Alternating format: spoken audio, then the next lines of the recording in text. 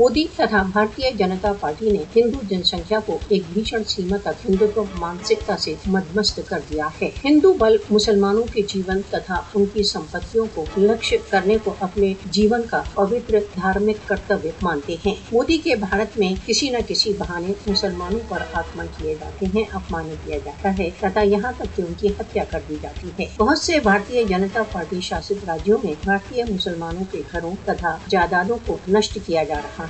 Bharatiya Janata party शासित भारत में मुसलमानों को अपने धर्म तथा संस्कृति के लिए दंडित किया जाता है। मोदी का फासिस्टवादी शासन मुसलमानों को दूसरी श्रेणी का नागरिक समझता है। भारत में मुसलमानों को हिंदू अतिवादियों द्वारा दीवार से लगाया जा रहा है। भारत में मुसलमानों के प्रति अंधाधुंध हिंसा ने भारत के तथाकथित धर्म निरपेक्ष रूप का पर्दाफाश कर दिया है। मोदी शासन द्वारा भारत में मुसलमानों के विरुद्ध व्यवस्थित हिंसा सिद्ध करती है कि भारत एक अतिवादी हिंदू राज्य है। मुसलमानों की हिंदू फासिस्टवाद से रक्षा के लिए विश्व को आगे आना चाहिए।